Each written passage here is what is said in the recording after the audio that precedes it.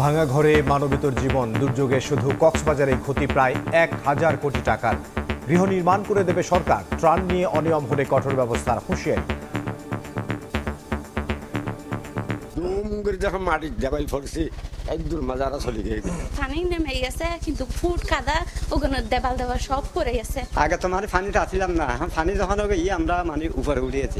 অনেক বাড়ি ঘর, মাটির ঘর কিংবা নিম্নাঞ্চল লাগে 5টি উপজেলা সবচেয়ে বেশি ক্ষতি হয়েছে। ক্ষয়ক্ষতির পরিমাণ বিভিন্ন ডিপার্টমেন্ট থেকে সংগ্রহ করতেছি। এই বন্যার কারণে যাদের ঘর বাড়ি ভেঙে গেছে প্রতিটি ঘরবাড়ি সরকারের উদ্যোগে আমরা ইনশাল্লাহ মেরামত করে দেব। উত্তর পূর্বাঞ্চলে স্বল্পমেয়াদী বন্যার পূর্বাভাস, শনিবার থেকে 4 বিভাগে ভারী বর্ষণের শঙ্কা। সাগরে লঘুচাপ হয়েছে 17-18 তারিখে। আমরা বিশেষ করে চট্টগ্রামে একটা ভারী বর্ষণ হতে পারে। দেখছিলেন প্রধান শিরোনাম। দুপুরের সময় সঙ্গে আছে আমি ইমদাদুল হক। এবার অন্যান্য শীর্ষ সংবাদ। মানবিক বাংলাদেশ গড়তে শিক্ষকদের সহযোগিতা চাইলেন প্রধানমন্ত্রী। 21 ক্যাটাগরিতে তুলে দেয়া হলো প্রাথমিক শিক্ষা পদক। ক্রীড়া সংস্কৃতিতেও পারদর্শী করার আহ্বান। গণকবরে দাফন করা জুলাই শহীদদের শনাক্ত করে গেজেটে যুক্ত করা হবে, নিশ্চিত করা হবে গণহত্যায় জড়িতদের বিচার, জানালেন চিফ প্রসিকিউটর।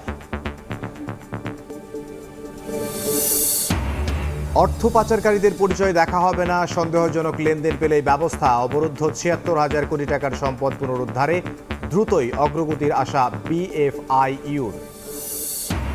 জ্বালানি সংকটেও বছরে ৬,০০০ কোটি টাকার গ্যাস চুরি ও অপচয়, এখনো সিস্টেম লস ৯% বেশি। অবৈধ সংযোগ বিচ্ছিন্ন, রক্ষণাবেক্ষণে গুরুত্ব দেওয়ার দাবি তিতাসের।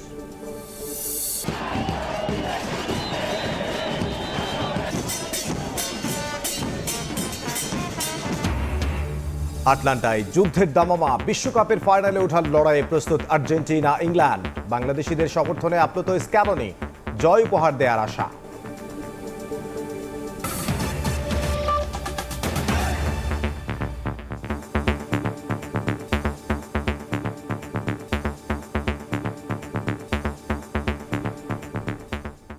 বন্যায় কক্সবাজার জেলায় 7 লাখ মানুষ ক্ষতিগ্রস্ত হয়েছেন। 4,211 হেক্টর ফসলি জমির পাশাপাশি ক্ষতির শিকার 43,210 জন কৃষক। 44টি স্থানে বেড়ি বাঁধের ক্ষতি হয়েছে। সবচেয়ে বেশি ক্ষতি হয়েছে মৎস্য খাতে।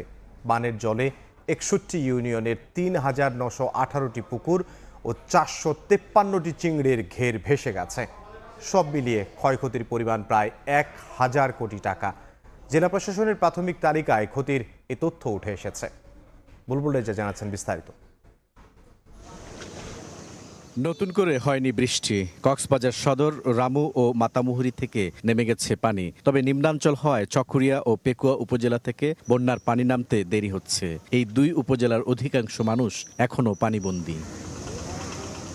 জেলা প্রশাসনের তথ্য অনুযায়ী বন্যার প্রভাবে জেলার 10টি উপজেলার 71টি ইউনিয়নের মধ্যে 70টি কমবেশি প্লাবিত হয়েছে। 5টি পৌরসভার মধ্যে 4টির বাসিন্দারা বন্যায় ক্ষতিগ্রস্ত। সব মিলে জেলায় অন্তত 7 লাখ মানুষ ক্ষতিগ্রস্ত। বন্যা ও পাহাড় ধসে জেলায় 15 রোহিঙ্গা সহ মৃত্যু হয়েছে 31 জনের। কুরিয়া, মাতামুহুরী, পেকুয়া, সদর এবং রামু, এই 5টি উপজেলা সবচেয়ে বেশি ক্ষতি হয়েছে। অতিবৃষ্টির কারণে আরও অন্যান্য কিছু জেলা উপজেলা হয়েছে, বিশেষ করে মহেশখালী কিছু বাড়িঘর হয়তো ভেঙে গেছে। জেলা প্রশাসনের প্রাথমিক ক্ষয়ক্ষতির তালিকা অনুযায়ী বন্যায় সবচেয়ে বেশি ক্ষতিগ্রস্ত হয়েছে মৎস্য খাত। জেলার 61 ইউনিয়নের 3,918টি পুকুর ও 453টি চিংড়ির ঘের ক্ষতিগ্রস্ত হয়েছে। এর ফলে 385 টন চিংড়ি ও 221 লাখ চিংড়ির পোনা ক্ষতিগ্রস্ত হয়েছে, যার আর্থিক মূল্য প্রায় 47 কোটি টাকা। 4,211 হেক্টর জমির ফসল নষ্ট হওয়ার পাশাপাশি মোট ক্ষতিগ্রস্ত কৃষকের সংখ্যা 43,210 জন। 44টি জায়গায় বেড়িবাঁধ ক্ষতিগ্রস্ত হয়েছে। ব্রিজ কালভার্টের সংখ্যা 58টি। পানি উন্নয়ন বোর্ডের প্রায় 44টি স্থানে বাঁধ ক্ষয়ক্ষতি হয়েছে। তারপর সড়ক জনবিভাগে 15 কিলোমিটার রাস্তা কিছুটা ক্ষতিগ্রস্ত। পানিতে নিমজ্জিত রাস্তা, আপনার গ্রামীণ রাস্তা যেটা এলজিডির আওতায়, সেটা 300 কিলোমিটার। মৎস্য ডিপার্টমেন্টে সবচেয়ে বেশি ক্ষতি হয়েছে পুকুর নিমজ্জিত হয়। এর পাশাপাশি বাড়িঘর যেটা ক্ষতিগ্রস্ত হয়েছে, মাটির ঘর কিংবা নিম্নাঞ্চল এগুলো করছে। এছাড়াও প্রায় ২০ কিলোমিটার রাস্তার ক্ষতি হয়েছে। জেলায় সব মিলিয়ে ক্ষতির পরিমাণ প্রায় ১,০০০ কোটি টাকা। ১২ জুলাইয়ের পর বন্যা পরিস্থিতির উন্নতি হলেও এখনও অনেক মানুষ পানিবন্দী। বন্যা দুর্গত এলাকার বাসিন্দারা বিশুদ্ধ পানিসহ খাদ্য সংকটে রয়েছেন। তবে ত্রাণ সহায়তা অব্যাহত রয়েছে বলে জানিয়েছেন প্রশাসনের কর্মকর্তারা। বুলবুল রেজা, সময় সংবাদ, কক্সবাজার। বন্যায় সর্বস্ব হারিয়ে দিশেহারা দুর্গত মানুষ। ভাঙা ঘর বাড়ি মেরামত করে এখন ঘুরে দাঁড়ানোর লড়াই। চট্টগ্রামের বাঁশখালী ও সাতকানিয়ায় মানবেতর দিন পার করছে শত শত পরিবার। পর্যাপ্ত ত্রাণ না পাওয়ার অভিযোগও করেছেন অনেকে। বন্যা কবলিত এলাকা পরিদর্শন করে বিদ্যুৎ ও জ্বালানি প্রতিমন্ত্রী জানান, ক্ষতিগ্রস্তদের ঘর নির্মাণ করে দেবে সরকার। আর ত্রাণ ও দুর্যোগ মন্ত্রী জানেন, ত্রাণ নিয়ে অনিয়ম করলে ছাড় দেওয়া হবে না। বন্যায় ভেসে গেছে বেঁচে থাকার সম্বল। মাথা গোঁজার ঠাঁই নেই দুর্গত হাজারো মানুষের। গত ২ দিন ধরে বৃষ্টি না হওয়ায় চট্টগ্রামের বাঁশখালী ও সাতকানিয়ায় বিভিন্ন এলাকা থেকে বন্যার পানি নামতে শুরু করেছে। স্পষ্ট হচ্ছে ক্ষয়ক্ষতির ভয়াবহ চিত্র। আশ্রয়কেন্দ্র থেকে বাড়িতে ফিরলেও এখনো লড়াই ঘুরে দাঁড়ানোর। ভিটামাটির এমন অবস্থায় মানবেতর জীবনযাপন করছেন দুর্গতরা। পর্যাপ্ত ত্রাণ না পাওয়ার অভিযোগ অনেকের। পানি নেমে গেছে, কিন্তু ফুট কাদা ওখানে দেবাল দেওয়া সব পড়ে গেছে। যখন মাটির দেবাল পড়ছে একদম মাজারা চলে গেছে। এদিকে বাঁশখালীতে খাল খনন ও দুর্গত এলাকা পরিদর্শন করে ত্রাণ ও দুর্যোগ মন্ত্রী বলেন, ত্রাণ বিতরণে অনিয়মের অভিযোগ পেলে ছাড় দেয়া হবে না। আমরা অ্যাসেসমেন্ট পেয়ে গেলে তাদের গৃহ নির্মাণের জন্য মঞ্জুরি দিব এবং কাউকে আমরা ঢেউটিন দিয়ে সহযোগিতা করব। বন্যা প্লাবিত মানুষের ক্ষেত্রে কোনো রাজনীতি নাই। যারাই দুর্গত তাদেরকে ত্রাণ দিতে হবে। আর এ ধরনের কোনো অভিযোগ যদি আসে তাৎক্ষণিক ব্যবস্থা গ্রহণ করব। রাঙামাটি বান্দরবনে বৃষ্টি না হওয়ায় বন্যা পরিস্থিতির উন্নতি হয়েছে। তবে দুর্গত এলাকায় দেখা দিয়েছে খাবার ও বিশুদ্ধ পানির সংকট। রাঙামাটির বাঘাইছড়ি ও বিলাইছড়ির ফারুয়া ইউনিয়ন বেশি ক্ষতিগ্রস্ত। ধ্বংসস্তূপ সরিয়ে স্বাভাবিক জীবনে ফেরার চেষ্টা করছেন স্থানীয়রা।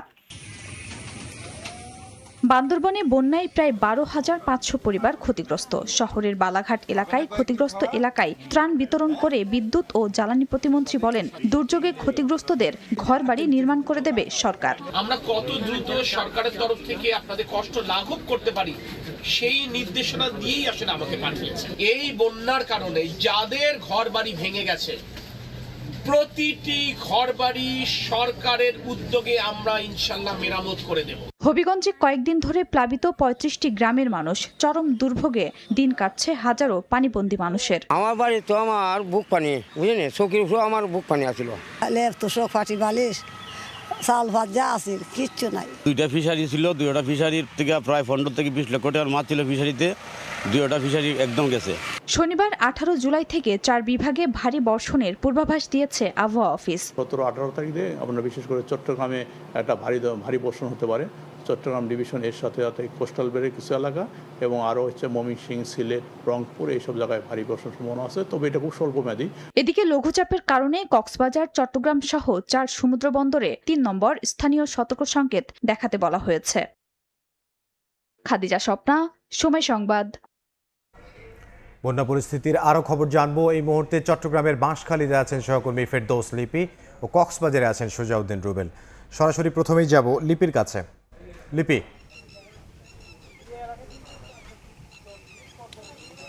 আমরা এই মুহূর্তে আছি বাঁশখালীর খানখানাবাদ 8 নম্বর ইউনিয়নে এবং এখানকার যে পরিস্থিতি সেটা হচ্ছে গত 2 দিন ভারী বর্ষণ না হওয়ার কারণে প্রধান যে সড়কগুলো আছে সেই সড়কগুলো থেকে পানি নেমে গেছে। বাসার আঙিনায় কিছু কিছু যেসব নিচু এলাকা আছে সেখানে পানি জমে আছে। ফলে যারা বাসিন্দারা আছেন, তারা যারা আশ্রয়কেন্দ্রে ছিলেন, তারা অনেকে পানি নেমে যাওয়াতে বাসাবাড়িতে ফিরে এসেছেন। কিন্তু যেহেতু আঙিনায় এখনও পানি আছে এবং যেসব মাটির ঘর ছিল সেই মাটির বাড়ির ঘরগুলো অনেকগুলো আমরা দেখেছি ভেঙে গিয়েছে, ফলে এক ধরনের মানবত জীবনযাপন তারা করছেন এবং বিশেষ করে নারী ও শিশুদের এই ক্ষেত্রে সমস্যা বেশি হচ্ছেন। এবং এখন আপনারা দেখতে পাচ্ছেন যে এখনো পর্যন্ত যেসব ফসলি জমিগুলো আছে সেসব ফসলি জমিতে কিন্তু পানি রয়েছে এবং পানি নেমে যাওয়ার যে গতি সেটা কিন্তু অত্যন্ত ধীর গতি। আর ত্রাণের কথা যদি বলি, আমরা এই যে খানখানাবাদ ইউনিয়নে আছে সেখানে কিছুক্ষণ আগে অর্থাৎ দুপুর 1টার দিকে দুর্যোগ মন্ত্রণালয়ের মন্ত্রী আসাদুল হাবিব দুলু এসেছিলেন। তিনি দুর্গত এলাকা পরিদর্শন করেছেন এবং এখানে একটি খাল খননের কাজ উদ্বোধন করেছেন এবং ত্রাণ বিতরণ করেছেন। এবং তিনি বলেছেন যে ত্রাণ নিয়ে কোনো ধরনের রাজনীতি হবে না, যারা সত্যিকারের দুর্গত সেসব প্রান্তিক মানুষের কাছে যথাযথভাবে ত্রাণ পৌঁছে যাবে। এবং আমরা যখন আসলে এই এলাকায় প্রবেশ করছি তখনও কিন্তু আমরা দেখেছি বিভিন্ন সরকারি বেসরকারি যে উদ্যোগের যে ত্রাণবাহী গাড়িগুলো সেগুলো কিন্তু প্রবেশ করছে এবং সাধারণ মানুষের মাঝে অর্থাৎ যারা দুর্গত তাদের মাঝে ত্রাণ বিতরণ করছে। তবে এখানে যারা বাসিন্দারা আছেন তারা বলছে এখন আসলে তাদের ত্রাণের চেয়ে বেশি দরকার, যেহেতু ঘরবাড়ি অধিকাংশ ক্ষতিগ্রস্ত হয়েছে, ভেঙে গেছে, সেই বাড়িগুলো মেরামতের জন্য তাদের আসলে সহায়তা প্রয়োজন বলে তারা দাবি করছেন। এর বাইরে আপনারা জানেন যে টানা বৃষ্টিতে বিশেষ করে ভারী বর্ষণে এই পুরো এলাকাটা বন্যা কবলিত হয় এবং তাদের দাবি হচ্ছে যে বন্যার পানি এত বেশি উঠে যাওয়ার মূল কারণ হচ্ছে এখানকার যে সুইচ গেট এবং খালগুলো যে সংস্কার সেই সংস্কার হয়নি, ফলে দেখা গেছে যে টানা 1 সপ্তাহের বৃষ্টিতে কিন্তু গ্রামগুলো প্লাবিত হয়েছে। তো এই ছিল আমার কাছে এখনো পর্যন্ত চট্টগ্রামের বাঁশখালীর সর্বশেষ পরিস্থিতির খবরাখবর। আমরা চলে যাব কক্সবাজারে, আমাদের সুজাউদ্দিন রুবেল সহকর্মী সেখানকার পরিস্থিতি জানাবেন। কক্সবাজারে বন্যার পানি বেশিরভাগ এলাকা থেকে নেমে গিয়েছে, তবে কিছু নিম্ন এলাকায় এখনো পর্যন্ত পানি রয়ে গেছে। তবে মানুষের যে ত্রাণ সহায়তা সেটি যে গত 3 দিনে আসলে বৃষ্টির পরিমাণ কমে যাওয়ায় বা বৃষ্টিপাত না হওয়ায় মানুষ সেখানে কিন্তু অনেকাংশে ত্রাণ পেয়েছে। তবে এখন যারা মানুষ রয়েছে তারা কিন্তু যারা ঘরবাড়ি বিধ্বস্ত হয়েছে, প্রায় 1613টি ঘরবাড়ি বিধ্বস্ত হয়েছে, প্রায় পানির যে চিংড়ি ঘের রয়েছে, তারপর কৃষি খামার রয়েছে, ক্ষেত খামার, এসব কিন্তু মানুষের দুর্ভোগ রয়েছে। এখন আমরা যেখানে রয়েছে আসলে নদী বেষ্টিত, সেই যেহেতু নিম্নাঞ্চল এখনও পানি নেমে যায়নি, পানির মধ্যেই ডুবে রয়েছে এখানকার ক্ষেত খামার। বিশেষ করে এখানে সবজি ক্ষেত, যেগুলো পাট শাক থেকে শুরু করে পুঁই শাক থেকে শুরু করে অন্যান্য যে শাকের যে ক্ষেত করেছিল, প্রায় 4 একর জায়গা এখানে বলা হচ্ছে, একজন কৃষক আমাকে যেটি জানিয়েছে, তার 4 একর জায়গার উপর কিন্তু তারা ক্ষেত খামার করেছিলেন, পুরোটাই ডুবে গেছে এবং নষ্ট হয়ে গেছে, যার কারণে তার প্রায় 10 লাখ টাকার মতো ক্ষতিগ্রস্ত হয়েছে। তারা এখন আর ত্রাণ চায় না, তারা যেটি বলছে তাদের হচ্ছে সরকারি যে সহায়তা, সেটি যে অর্থ সহায়তা যাতে আবার ঘুরে দাঁড়াতে পারে সেই বিষয়টি তারা বারবারই বলছে। শুধু কক্সবাজার নয়, চকরিয়া, মাতামুহুরী কিংবা পেকুয়া এসব জায়গায় কিন্তু এখনো নিম্নাঞ্চল প্লাবিত রয়েছে। সব মিলিয়ে এখন পর্যন্ত কক্সবাজার আসলে পরিস্থিতি অনেকটাই উন্নতি হয়েছে। তো এই ছিল আমার কাছে কক্সবাজার থেকে সবশেষ। বন্যা পরিস্থিতির খবর আমরা জানছিলাম কক্সবাজার থেকে সুজাউদ্দিন রুবেল, এবং এর আগে চট্টগ্রাম থেকে যোগ দিয়েছিলেন সহকর্মী ফেরদৌস লিপি। মানবিক বাংলাদেশ গড়তে প্রাথমিক শিক্ষকদের সহযোগিতা চাইলেন প্রধানমন্ত্রী তারেক রহমান। প্রাইমারি শিক্ষা ব্যবস্থাকে ঢেলে সাজাতে সরকার কাজ করছে বলেও জানিয়েছেন তিনি। সকালে রাজধানীর আগারগাঁওয়ের বাংলাদেশ চীন মৈত্রী সম্মেলন কেন্দ্রে 21 ক্যাটাগরিতে প্রাথমিক শিক্ষা পদক তুলে দেন সরকার প্রধান। শিক্ষার্থীদের পড়াশোনার পাশাপাশি ক্রীড়া, সংস্কৃতি চর্চা ও পরিবেশ সচেতন হিসেবে গড়ে তোলার আহ্বান জানান। পাশাপাশি অনুষ্ঠানে শিক্ষাক্ষেত্রে বিশেষ অবদান রাখা শ্রেষ্ঠ শিক্ষক, ব্যক্তি ও একটি প্রতিষ্ঠানকে সম্মাননা তুলে দেন তিনি। এর আগে ঘুরে দেখেন শিক্ষার্থীদের তৈরি করা বিভিন্ন প্রজেক্ট। এর আগে সম্মেলন কেন্দ্রে নিম গাছ লাগিয়ে দেশব্যাপী প্রাথমিক বিদ্যালয়ে বৃক্ষরোপণ কর্মসূচির উদ্বোধন করেন। বছরে প্রতি শিক্ষার্থীকে একটি করে গাছ লাগানোর আহ্বান জানিয়েছেন সরকার প্রধান।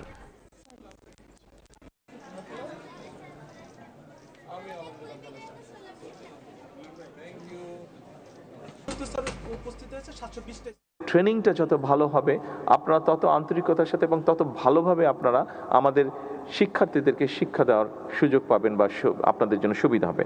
সেজন্য আমরা আপনাদের ট্রেনিং আরও কীভাবে বেটার করা যায়, কীভাবে আরও বেটার ট্রেনিং দেওয়া যায় সেটির ব্যাপারেও আমরা পরিকল্পনা গ্রহণ করছি। আমি আশা করি ইনশাল্লাহ অতি শীঘ্র আমরা এই কাজটি শুরু করতে পারবো। সারা দেশে আমরা 25 কোটি বৃক্ষরোপণ করব। ঢাকাকে বাসযোগ্য করতে সিটি কর্পোরেশনকে নগর সরকারে রূপান্তর করতে চায় সরকার। বুধবার বর্জ্য ব্যবস্থাপনা নিয়ে সেমিনারে প্রধানমন্ত্রীর এমন পরিকল্পনার কথা জানান স্থানীয় সরকার মন্ত্রী মির্জা ফখরুল ইসলাম আলমগীর। এ সময় ঢাকাকে বাঁচাতে রাজনৈতিক মতবিরোধের ঊর্ধ্বে উঠে সবাইকে কাজ করার আহ্বানও জানিয়েছেন তিনি। বুড়িগঙ্গার তীরে ১৬১০ সালে ঢাকা শহরের গোড়াপতন। ৪০০ বছর ধরেই বাড়ছে নগরীর পরিধি। জাতিসংঘের ২০২৫ সালের তথ্য অনুযায়ী ঢাকায় ৩.৫ কোটির বেশি মানুষের বসবাস। শহর থেকে মহানগরীতে রূপ নিলেও বাসযোগ্যতার মানদণ্ডে ঢাকার অবস্থান তলানির দিকে। প্রতি বর্ষা মৌসুমে জলাবদ্ধতায় নাকাল নগরবাসী। বর্জ্য ব্যবস্থাপনা নিয়েও রয়েছে বিস্তর প্রশ্ন। ঢাকা উত্তর সিটি কর্পোরেশনের বর্জ্য ব্যবস্থাপনা শীর্ষক সেমিনারের সেবাদাতা সংস্থার প্রতিনিধিদের কথায় উঠে আসে নগর ব্যবস্থাপনায় জটিলতার নানা বিষয়। শুরু করছি সুন্দর করে, কিছু সৌন্দর্য দিছি, কিন্তু যখন বর্জ্য আসা শুরু হলো এখন এটা একটা দুর্গন্ধময় নর্দমা পরিণত হয়েছে। দীর্ঘদিনের সমস্যা নিরসনে সময় প্রয়োজন জানিয়ে সচেতনতা তৈরির তাগিদ নীতি নির্ধারকদের।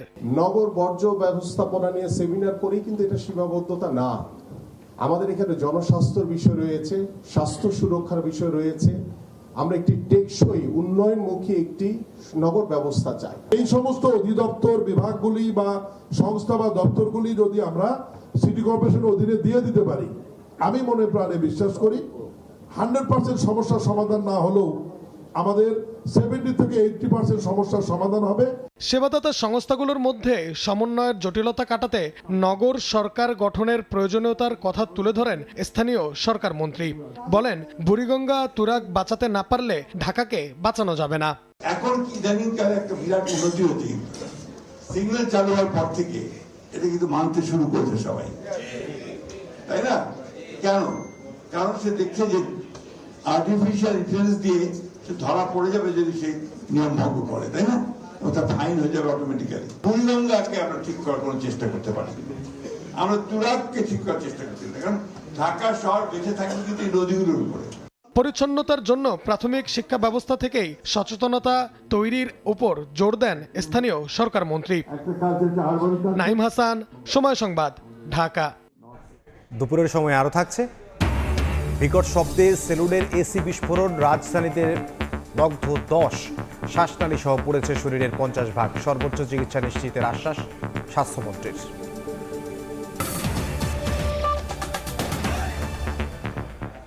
জুলাই গণ অভ্যুত্থানে শহীদদের পরিচয় শনাক্ত করে হত্যাকারীদের বিচার নিশ্চিত করা হবে বলে জানিয়েছেন চিফ প্রসিকিউটর। তিনি জানান, শনাক্তের পর গেজেটভুক্ত করা হবে শহীদদের নাম।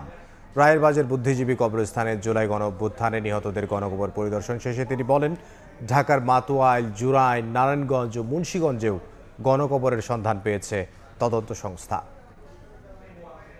জুলাইয়ের কোটা সংস্কারের দাবি থেকে বৈষম্য বিরোধী ছাত্র আন্দোলন রূপ নেয় গণ অভ্যুত্থানে। আন্দোলন দমনের নামে চলে নির্বিচারে হত্যাকাণ্ড, হামলা। তৎকালীন আওয়ামী অস্ত্রধারী ক্যাডাররা হত্যা, হামলার পাশাপাশি গুম করে লাশও। অভিযোগ আছে, ঠিকানা জানার পরেও অজ্ঞাত পরিচয় দেখিয়ে দাফন করা হয়েছে অনেক লাশ। স্বৈরাচার সরকারের কারণে তাদেরকে বেয়ারিশভাবে দাফন করেছে। তারা কেউ বেয়ারিশ না, তারা সবাই ওয়ারিশ। আমার ভাইয়ের নাশ আমার পায়ে দিবেন, আমার ভাইয়ের একটা হাড্ডি যদি থাকে আমি গ্রামের বাড়ি নিয়ে আমি দাফন করবো। আমি কবর নেই, আমার ভাইয়ের কবর নাই। এটা কবরটা দিয়ে ফাইটে রয়েছে। আমি চিকিৎসা পড়লাম যে এই যে আমরা গাছ, এই আমার ছেলের কবর। তারপরে আমি পড়তে বিশুদ্ধ বাড়ি চলে যেতাম, কেউ আমার বাড়িতে আটকে রাখতো না। জুলাই হত্যাকাণ্ড নিয়ে অন্তর্বর্তী সরকারের কাছে প্রতিবেদন দেয় জাতিসংঘ। আন্তর্জাতিক অপরাধ ট্রাইব্যুনালের প্রধান আইন কর্মকর্তার দাবি, নতুন করে গণকবরের সন্ধান মিলেছে।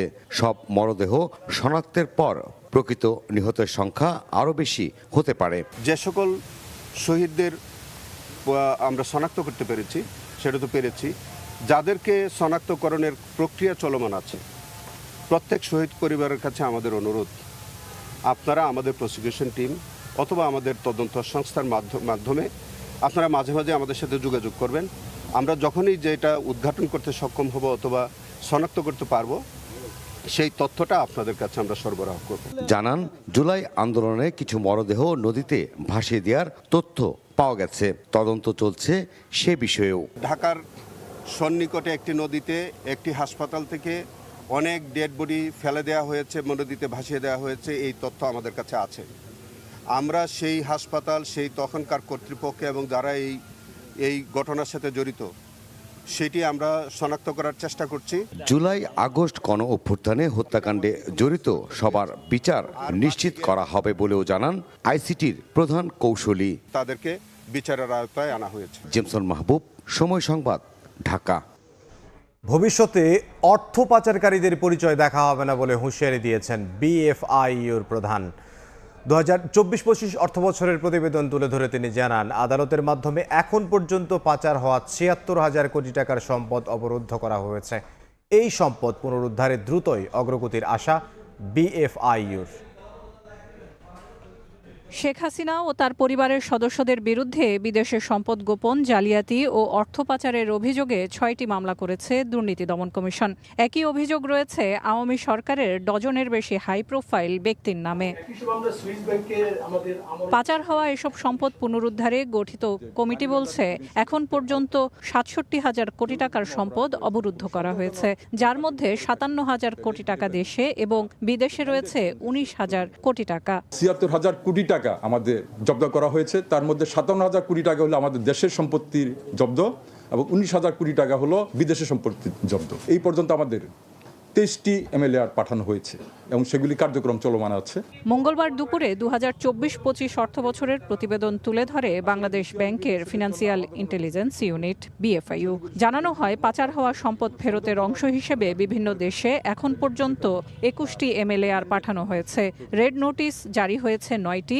ভবিষ্যতে সম্পদ পাচারকারীদের পরিচয় দেখা হবে না বলেও হুঁশিয়ারি দেন বিএফআইইউ প্রধান। যদি কেউ সাসপিশিয়াস ট্রানজাকশন কেউ করে থাকে তাহলে তার কি পরিচিতি সেটা আমাদের দেখার বিষয় না। আমাদের দেখার বিষয় একটাই, যেখানে কোনো সন্দেহজনক কোনো লেনদেন হয়েছে কিনা। সন্দেহজনক লেনদেনটি তিনি যেই করে থাকেন না কেন, এখানে কোনো সেই ব্যক্তির পরিচয় আমাদের কাছে মুখ্য বিষয় না। প্রতিবেদন বলছে 2025 সালের ডিসেম্বর পর্যন্ত ৬৬,১৪৬ কোটি টাকার সম্পদ জব্দ করেছে যৌথ তদন্ত দল। কোনো দল মত কোনো ব্যক্তির দিকে আমরা তাকাবো না। সেলিয়া সুলতানা, সময় সংবাদ, ঢাকা। প্রযুক্তির অপব্যবহার করে পাচার ও চোরাচালান রুখতে নতুন আইন কার্যকর ভূমিকা রাখবে বলে আশা প্রকাশ করেছেন স্বরাষ্ট্রমন্ত্রী সালাউদ্দিন আহমদ। সকালে রাজধানীর একটি হোটেলে মানব পাচার ও অভিবাসী চোরাচালান প্রতিরোধ ও দমন আইন বিষয়ক সভায় তিনি কথা বলেন। অপরাধী চক্রের কৌশলের সঙ্গে তাল মিলিয়ে আইন ও প্রাতিষ্ঠানিক সক্ষমতাকে আন্তর্জাতিক মানে উন্নীত করা হয়েছে বলেও জানান তিনি। পাচার ও চোরাচালান দমনে সরকারের দৃঢ় অঙ্গীকার পুনর্ব্যক্ত করেন মন্ত্রী। গুরুতর আন্তদেশীয় অপরাধ মোকাবিলায় নতুন আইন গুরুত্বপূর্ণ মাইলফলক হবে বলেও মনে করেন সালাউদ্দিন আহমদ।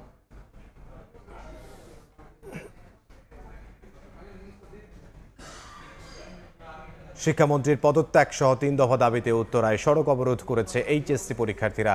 এই মুহূর্তে সেখানে আছেন সহকর্মী মনির হোসাইন। সবশেষ খবর জানবো তার কাছ থেকে। মনির, বৈরী আবহাওয়ার মধ্যে এইচএসসি পরীক্ষা হওয়ার যে প্রতিবাদ, সেই প্রতিবাদ গতকাল থেকেই রাজপথ রয়েছে। বিশেষ করে এইচএসসি পরীক্ষার্থীরা রাস্তায় নেমে এসেছে।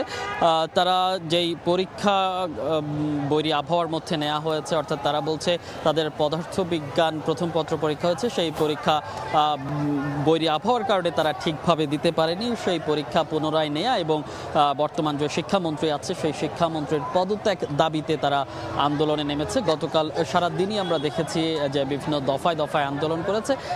আজকে দুপুর থেকেও আমরা দেখেছি। আমরা এই মুহূর্তে আছি রাজধানীর উত্তরার বিএনএস সেন্টারের সামনে যেই সড়ক, সেই সড়ক অবরোধ করে ঠিক 1টা 30 মিনিটে। এর আগে আজকেও তাদের একটি পরীক্ষা ছিল পদার্থবিজ্ঞান দ্বিতীয় পত্র, সেই পরীক্ষা দেয় এবং পরীক্ষা দেওয়ার পরই আসলে পরীক্ষা কেন্দ্র থেকে সরাসরি তারা রাস্তায় নেমে আসে এবং এই উত্তরার এই রাস্তা অবরোধ করে। আমরা এখানকার যেই শিক্ষার্থীরা আছে তাদের সঙ্গে কথা বলেছি।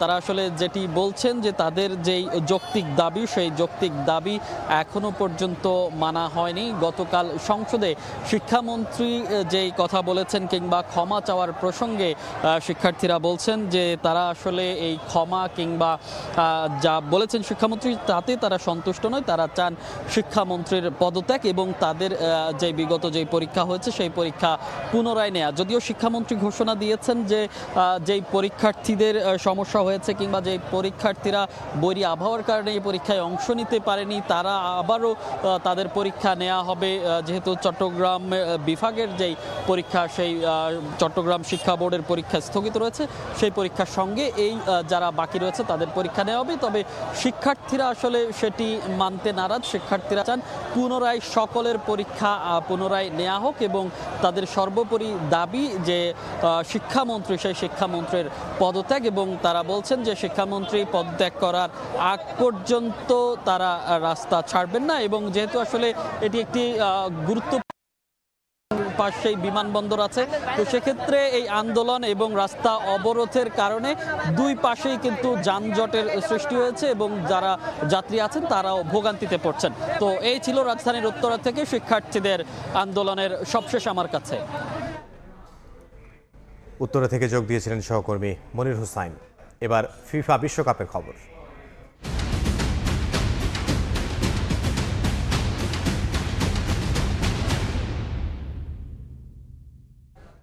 বিশ্বকাপের দ্বিতীয় সেমিফাইনালে মুখোমুখি হবে ইংল্যান্ড ও আর্জেন্টিনা। হাই ভোল্টেজ এই ম্যাচের আগে আলোচনায় দুদেশের বৈরী ইতিহাস। যদিও এসব মাঠে কোনো প্রভাব ফেলবে না বলেই মন্তব্য করেছেন দু দলের কোচ, বরং প্রতিপক্ষ খেলোয়াড়দের নিয়ে প্রশংসা করেছেন স্ক্যালোনি ও টুখেল। 6 দশক পর বিশ্বকাপের ফাইনালে দলকে নিতে চান থ্রিল্যান্ড বস। আটলান্টায় ম্যাচ শুরু বাংলাদেশ সময় রাত 1টায়। যুক্তরাষ্ট্র থেকে সাজিদ মুস্তাহিদ জানাচ্ছেন ম্যাচ প্রিভিউ। দুই দল একটা দ্বৈরথ। বিশ্বকাপের মঞ্চে দীর্ঘ 2 যুগ পর মুখোমুখি হওয়ার অপেক্ষায় ইংল্যান্ড ও আর্জেন্টিনা। যদিও এই লড়াই কখনোই সীমাবদ্ধ থাকে না শুধু ফুটবল মাঠে। বিশ্বকাপে এই দুই দলের লড়াই মানেই ফুটবল ইতিহাসে অন্যরকম এক রোমাঞ্চ। যতবারই ইংল্যান্ড আর্জেন্টিনা মুখোমুখি হয়েছে, জন্ম দিয়েছে নতুন বিতর্ক আর আলোচনার। 86-তে ম্যারাডোনার হ্যান্ড অফ গড আর 98-এ ডেভিড বেকহ্যামের লাল কার্ড। উত্তেজনার সব রসদ আছে এই দ্বৈরথে। নিজের দীর্ঘ ক্যারিয়ারে প্রথমবারের মতো ইংল্যান্ডের মুখোমুখি হওয়ার অপেক্ষায় লিওনেল মেসি। ম্যাচের আগে আটলান্টায় দলের সঙ্গে শেষ অনুশীলন সেশনে হাসি মুখেই দেখা গেছে লিটল ম্যাজিশিয়ানকে। দলে নেই কোনো সাসপেনশন বা ইনজুরি সমস্যাও। বিগ ম্যাচের আগে ঘুরে ফিরে আসছে 1982-র ফকল্যান্ড যুদ্ধর কথা। যদিও ম্যাচের আগে এসব নিয়ে ভাবতে চান না দু দলের কোচ। এটা একটা ফুটবল ম্যাচ, আমি সবকিছু এক করতে চাই না, বিশেষ করে অনেক আগে ঘটে যাওয়া বিষয়গুলো নিয়ে। আমাদের ইতিহাসে সেটা ছিল অত্যন্ত দুঃখজনক একটা সময় এবং এই বিষয়ে আমাদের খুব একটা কিছু করার নেই। আমরা প্রতিপক্ষকে সম্মান করি, তবে অতীতের ঘটনাগুলোকে টেনে আনি না কিংবা বিষয়টিকে অহেতুক অতিরঞ্জিত করি না। কিন্তু কোনো দ্বৈরথ যদি এত সব স্মরণীয় মুহূর্ত উপহার দেয়, তবে সেটিকে কেবল আরেকটি সাধারণ ফুটবল ম্যাচ বলে উড়িয়ে দেওয়া যায় না। চলমান বিশ্বকাপে প্রথমবারের মতো ফিফা র্যাঙ্কিং এর শীর্ষ 10-এ থাকা কোনো দলের মুখোমুখি হবে আর্জেন্টিনা। থ্রি লাউন্ডের স্কোয়াডে আছেন হ্যারি কেইন, জুড বেলিংহ্যামের মতো ফুটবলাররা। প্রতিপক্ষকে সমীহ করছেন আলবি সেলেস্তে বস। লিওনেল মেসিকে নিয়েও মুগ্ধতা ঝরল থমাস টুখেলের কণ্ঠে। আমরা সবসময় ভাবি কিভাবে নিজেদের আরো উন্নতি করা যায় এবং কিভাবে প্রতিপক্ষের ওই দুর্দান্ত খেলোয়াড়দের সেরা উপায়ে নিষ্ক্রিয় করা যায়। হ্যারি কেইন, জুড বেলিংহ্যাম অসাধারণ ফুটবলার। বিশ্বের সেরাদের কাতারে তাদের অবস্থান। যে কোনো কোচই তাদের দলে পেতে চাইবেন। আমি কোনো চাপ অনুভব করছি না, তবে বড় ম্যাচ তাই কিছুটা উদ্বিগ্ন। আর্জেন্টিনা দুর্দান্ত একটা দল, বিশেষ করে বলতে হয় মেসির কথা। তার পায়ে বল আসার সাথে সাথেই মুভমেন্ট শুরু হয়ে যায়, তাই অনেক বিষয়ের দিকেই আমাদের নজর রাখতে হবে। বিশ্বকাপের সেমিফাইনাল এবং এই ম্যাচের আগে আর্জেন্টিনা দল নিয়ে নানা ধরনের কথা হচ্ছে। রেফারি তারা সুবিধা পাবে। একই সঙ্গে বারবার টেনে আনা হচ্ছে ইংল্যান্ড এবং আর্জেন্টিনার ঐতিহাসিক এক যুদ্ধের কথাও। তবে ফুটবলাররা সেসব কোনো কিছুতেই একেবারেই কান দিতে নারাজ। তাদের সবার লক্ষ্য একটাই, মাঠে তাদের সেরাটা দিয়ে ফাইনালের মঞ্চে নাম লেখানো। আটলান্টা থেকে সাজিদ মুস্তাহিদ, সময় সংবাদ, যুক্তরাষ্ট্র। বিশ্বকাপের দ্বিতীয় সেমিফাইনালের হাই ভোল্টেজ এই ম্যাচে সুইজারল্যান্ডের বিপক্ষের একাদশ থেকে 3টি পরিবর্তন আনতে যাচ্ছে আর্জেন্টিনা। ডিপলের জায়গায় শুরুর একাদশে সুযোগ পেতে পারেন নিকো গঞ্জালেস। প্রথমবার ইউলিয়ানো সিমিওনের জায়গা হতে পারে শুরুতে। মলিনার বদলে জায়গা পেতে পারেন মন্টিয়েরে। ইংল্যান্ড বধ করতে কী ধরনের একাদশ সাজাতে পারে স্ক্যালোনি? যুক্তরাষ্ট্র থেকে সে খবর জানিয়েছেন এস এম ইকবাল। দাঁড়িয়ে আছি আটলান্টার মার্সিডিজ বেঞ্জ অ্যারেনা বা মার্সিডিজ বেঞ্জ স্টেডিয়ামে। আমার পেছনে দেখতে পাচ্ছেন যে ফুটবল পিচ, এই ফুটবল পিচেই টানা দ্বিতীয়বারের মতো ফাইনালে ওঠার মিশনে নামবে টিম আর্জেন্টিনা। এই পিচে আর্জেন্টিনার কোন 11 জন মাঠে নামবে তা নিয়ে কিন্তু এরই মধ্যে জল্পনা কল্পনা শুরু হয়েছে। আর্জেন্টিনা সুইজারল্যান্ড ম্যাচে যে একাদশ খেলিয়েছে সেই একাদশ কিন্তু এবার পরিবর্তন হতে চলেছে। অন্তত 3টি পরিবর্তন যে এই ম্যাচে অর্থাৎ ইংল্যান্ডের বিপক্ষে ম্যাচে হতে চলেছে সেটা কিন্তু প্রায় মোটামুটি নিশ্চিতই। আর্জেন্টিনা কিন্তু এবারের বিশ্বকাপে সবচেয়ে বেশি ভুগেছে তাদের 2 উইংয়ে। এই 2 উইংকে শক্তিশালী করতে রদ্রিগো ডি পলকে কিন্তু বসিয়ে রাখা হতে পারে। তার জায়গায় শুরু করতে পারেন নিকো গঞ্জালেস, যদিও তার চোট নিয়ে কিছুটা ধোঁয়াশা রয়েছে। নিকো গঞ্জালেস লেফট উইং থেকে শুরু করতে পারেন, সেক্ষেত্রে রাইট উইংয়ে শুরু করবেন অ্যালেক্সিস ম্যাক অ্যালিস্টার। তবে নিকো গঞ্জালেস যদি পুরোপুরি ফিট না হন তাহলে ম্যাক অ্যালিস্টার চলে যাবেন লেফট উইংয়ে, আর রাইটে শুরু করতে পারেন উইলিয়ানো সিমিওনে। ডান পাশে যেটা বলি যেখানে হচ্ছে নাওয়েল মলিনা খেলে থাকেন তাকে কিন্তু ড্রপ করা হতে পারে, তার জায়গায় মন্তিয়ালের ইনক্লুশনের একটা সম্ভাবনা রয়েছে। এবং একই সঙ্গে লেফট সাইডে ফাকুন্দো মেদিনা লাস্ট 2টো ম্যাচ তিনি কিন্তু শুরু করতে পারেননি মূল একাদশের হয়ে, সেই জায়গায় একটা পরিবর্তন আসলেও আসতে পারে। আক্রমণ ভাগে উলিয়ান আলভারেজ নাকি লাউতারো মার্টিনেজ এই সিদ্ধান্তটা একেবারে শেষ মুহূর্তে নিতে চায় টিম ম্যানেজমেন্ট। তবে ভ্যালেন্তিন বার্কো বা জিওভান্নি লো সেলসোর মতো ফুটবলার, ইভেন প্যালাসিওসও যদি মূল একাদশে ঢুকে পড়েন তাহলে কিন্তু অবাক হওয়ার কিছুই থাকবে না, কারণ লিওনেল স্ক্যালোনি এখন পর্যন্ত ম্যাচগুলোতে যে স্কোয়াড সিলেক্ট করেছেন সেটা মোটামুটি কপিবুক। তবে ইংল্যান্ড ম্যাচে তিনি সেই তার যে ট্রেন্ড বা তার যে রীতি সেটি তিনি ভাঙতে চলেছেন এবং এটা নিয়ে কঠোর গোপনীয়তা অনুসরণ করছে আর্জেন্টিনার টিম ম্যানেজমেন্ট। এখন পর্যন্ত সেমিফাইনালে উঠে আর্জেন্টিনা কখনোই কিন্তু শূন্য হাতে বিদায় নেয়নি, অর্থাৎ তারা ফাইনালে গেছে। এর বিপক্ষে তাদের যেমন একটা মাঠের বাইরেও একটা রাইভালরি রয়েছে, মাঠেও চমৎকার একটা রাইভালরি রয়েছে, সবকিছু মিলে দুর্দান্ত এক্সাইটিং একটা ম্যাচ আয়োজনের অপেক্ষায় রয়েছে এই আটলান্টা স্টেডিয়াম। আটলান্টা থেকে এস এম ইকবাল, সময় সংবাদ, যুক্তরাষ্ট্র। বিশ্বকাপের উত্তেজনা তুঙ্গে যুদ্ধ ভাব আর্জেন্টিনা আর ইংল্যান্ড ফুটবলারদের কথাই। তবে 2 কোচ শোনাচ্ছেন ভ্রাতৃত্বের গল্প। দলীয় বন্ধনে আলবিসেরেসেরা এগিয়ে থাকলেও নিজের দলেও সে ছাপ দেখতে পাচ্ছেন বলে মন্তব্য করেছেন ইংলিশ বস টমাস টুখেল। অন্যদিকে 1000 মাইল দূরে থাকা বাংলাদেশি সমর্থকদের ধন্যবাদ জানিয়েছেন স্ক্যালোনি। এমন অকুণ্ঠ সমর্থনে হতবাক আর্জেন্টাইন বস। আটলান্টা থেকে বিস্তারিত সাজিদ মুস্তাহিদের আরও একটি রিপোর্টে।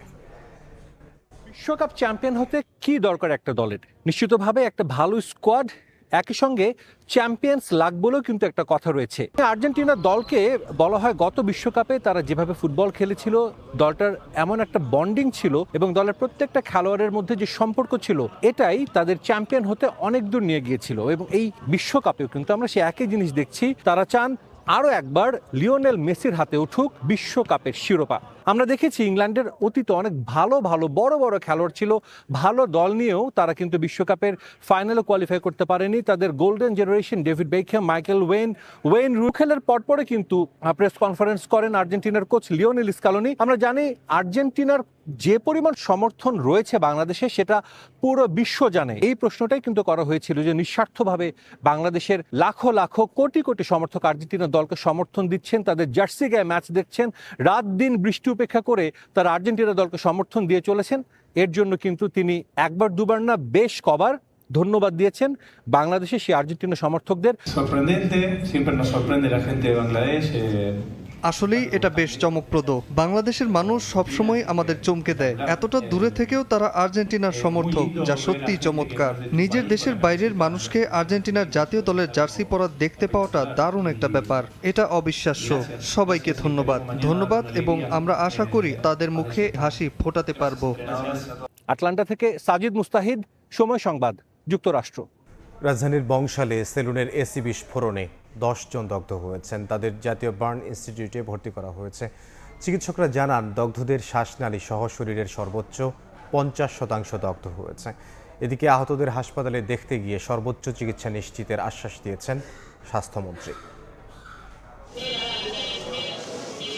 অন্য সময়ের মতো মঙ্গলবার মধ্যরাতেও রাজধানীর বংশালের বিসমিল্লা হেয়ার কাট সেলুনে পুরোদমে কাজ চলছিল। তবে হঠাৎ বিকট শব্দে ঘটে বিস্ফোরণ, দগ্ধ হন ভেতরে থাকা 10 জন। স্থানীয়দের ধারণা এসির কম্প্রেসার বিস্ফোরণে এই দুর্ঘটনা ঘটেছে।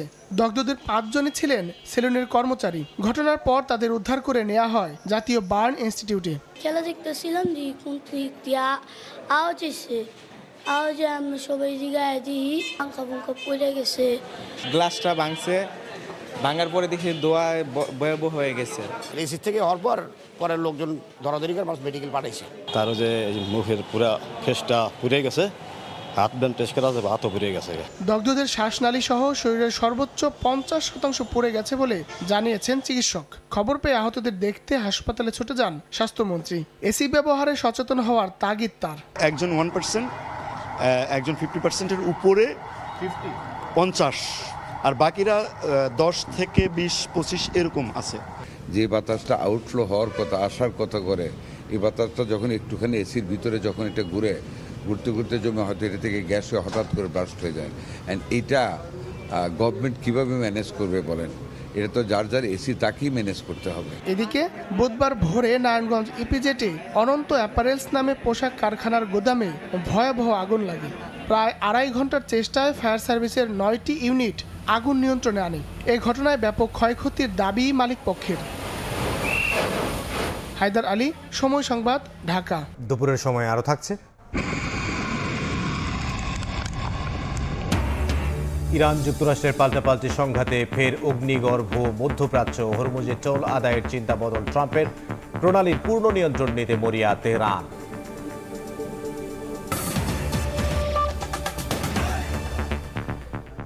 তীব্র জ্বালানি সংকটের মধ্যেও বছরে চুরি আর অপচয় হচ্ছে 6,000 কোটি টাকার গ্যাস।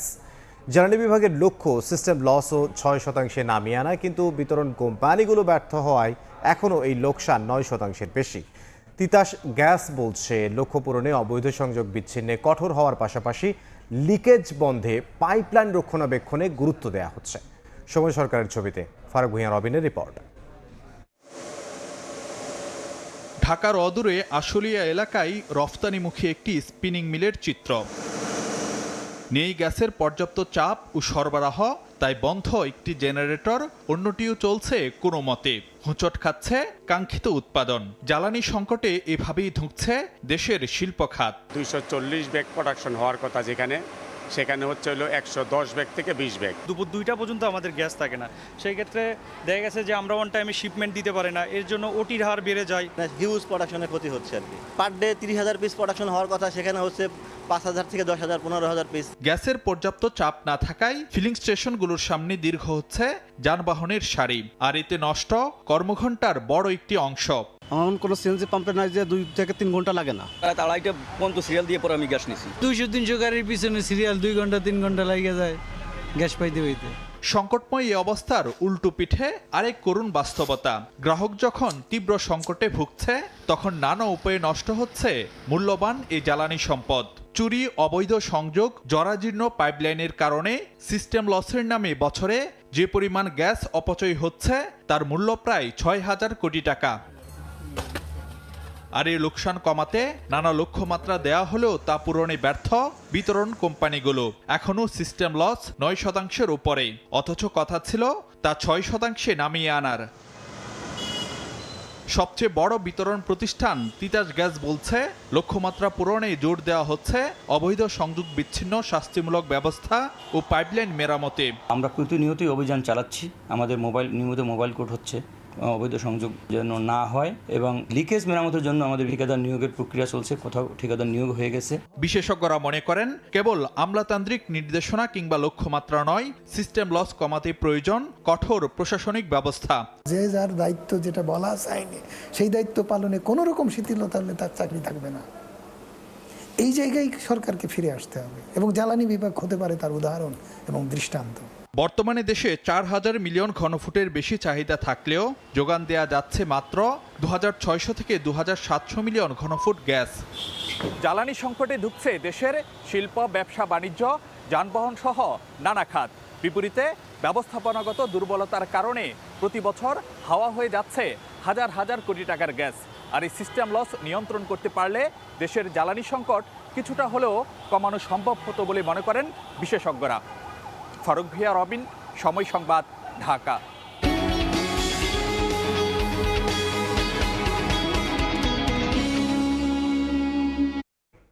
দ্রুত সিদ্ধান্ত গ্রহণে আমলাতান্ত্রিক জটিলতার পাশাপাশি বিশ্বজুড়ে অর্থনৈতিক মন্দায় বাজার হারাচ্ছে দেশের তৈরি পোশাক খাত। প্রতিযোগী দেশ ভারত ও চীন নানা সুবিধা বাড়িয়ে সেই বাজার দখলে নিচ্ছে বলে দাবি উদ্যোক্তাদের। স্বাগত টিভির ক্যামেরায় বিস্তারিত কমলদের রিপোর্টে। সদ্য বিদায়ী অর্থ বছরে যেমন রপ্তানি আয়ের ক্ষেত্রে দেশের তৈরি পোশাক খাত আগের অর্থ বছরের তুলনায় অন্তত $1 বিলিয়ন মার্কিন ডলার পিছিয়ে ছিল, তেমনি কাঙ্ক্ষিত অগ্রগতি হয়নি প্রচলিত বাজার হিসেবে 4 দশক ধরে পরিচিত ইউরোপ আমেরিকার বাজারে।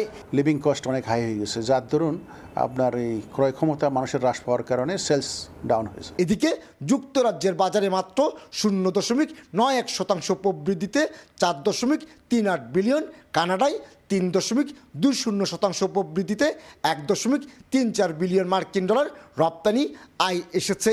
তার বিপরীতে অপ্রচলিত বাজার হিসেবে পরিচিত জাপান, অস্ট্রেলিয়া, রাশিয়া, মধ্যপ্রাচ্য কিংবা ভারতের বাজারে 4.25% পিছিয়ে রপ্তানি আয় এসেছে 6.16 বিলিয়ন মার্কিন ডলার। অর্থনৈতিক মন্দার যে প্রভাবটা পৃথিবীব্যাপী পড়েছে সেটা প্রচলিত অপ্রচলিত দুটো মার্কেটে আমাদেরকে হিট করেছে।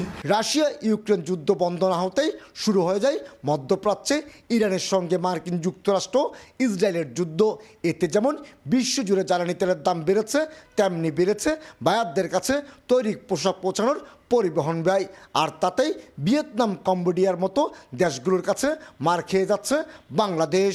আমাদের কম্পিটিটর ভিয়েতনাম, পাশাপাশি দেশ ইন্ডিয়া, চায়না তো আছেই, তো তারা বিভিন্ন নতুন নতুন পলিসি নিয়ে বায়ারদের দ্বারস্থ হচ্ছে। একদিকে বিশ্বজুড়ে অর্থনৈতিক মন্দা পরিস্থিতিতে বিদেশি বায়ারদের অর্ডার কমছে, অন্যদিকে সেই অর্ডার ফিরিয়ে আনার পরিবর্তে আমলাতান্ত্রিক টানামুখী জটিলতায় পিছিয়ে পড়ছে বলে অভিযোগ গার্মেন্টস ব্যবসায়ীদের। ইন্ডিয়াতে যে আপনার ট্যারিফটা ছিল, ট্যারিফটা কিন্তু তুলে দিয়েছে সরকার, আমাদের সমপরিমাণে নিয়ে এসেছে। তদরূপ চায়না তো ট্যারিফের মধ্যে যেটা আগের বৃদ্ধি ছিল সেটাও কমিয়ে এনেছে, যার দরুন ওরা কিন্তু বিজনেসের ক্ষেত্রে আমাদের থেকে লজিস্টিক সাপোর্ট কান্ট্রি ওয়াইজ ওরা অনেক বেশি পেয়ে থাকে। 2025-26 অর্থ বছরে 38.7 বিলিয়ন মার্কিন ডলারের তৈরি পোশাক রপ্তানি করেছে বাংলাদেশ। আবারও বিশ্বকাপের খবর। বিশ্বকাপের অল ইউরোপিয়ান সেমিফাইনালে বিবর্ণ ফ্রান্সের হৃদয় ভেঙে ফাইনালে স্পেন। ওয়ারসাবল ও পেদ্রো পোরো ম্যাজিকে 2-0 গোলের জয়ে 16 বছর পর শিরোপার মঞ্চে জায়গা করে নিয়েছে লা রোহা। দাপটে জয়ের পর বাঁধভাঙা উল্লাসে মেতে ওঠেন স্প্যানিশ সমর্থকরা। টেক্সাসের ডালাস স্টেডিয়াম যেন লাল সমুদ্র। বিশ্বকাপের শুরু থেকে অপ্রতিরোধ্য হয়ে ওঠা ফ্রান্সকে মাটিতে নামিয়ে 16 বছর পর ফাইনালে স্পেন। তারকায় ঠাসা এমবাপ্পে, দেমবেলে, ওলিসেদের হৃদয় ভেঙে শিরোপার মঞ্চে লা রোহা। অল ইউরোপিয়ান সেমিফাইনালে বেদনার রঙে নীল ফরাসি শিবির।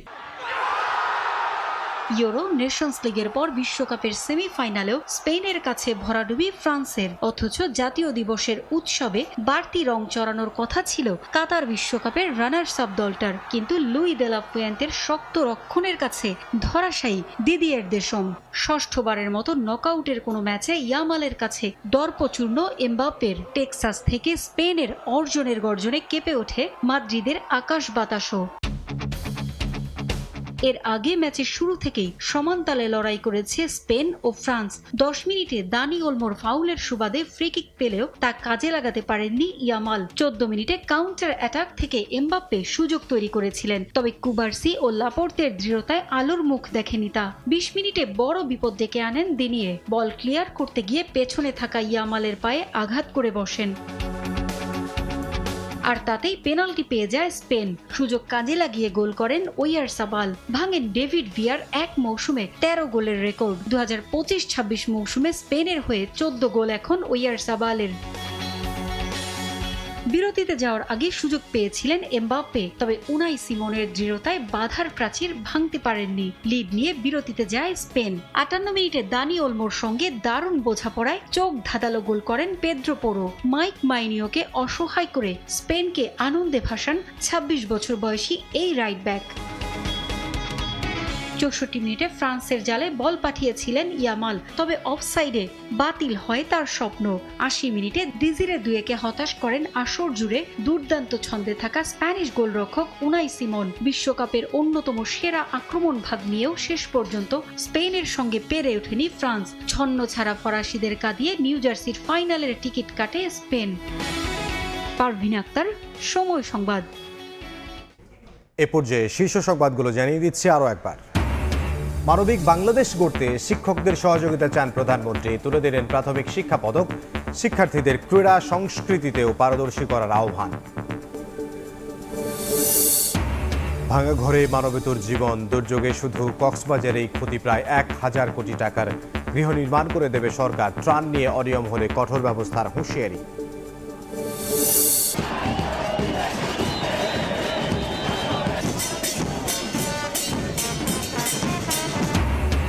আটলান্টায় যুদ্ধের দামামা, বিশ্বকাপের ফাইনালে ওঠার লড়াইয়ে প্রস্তুত আর্জেন্টিনা, ইংল্যান্ড। বাংলাদেশিদের সমর্থনে আপ্লুত স্ক্যালোনি। জয় উপহার দেওয়ার আশা।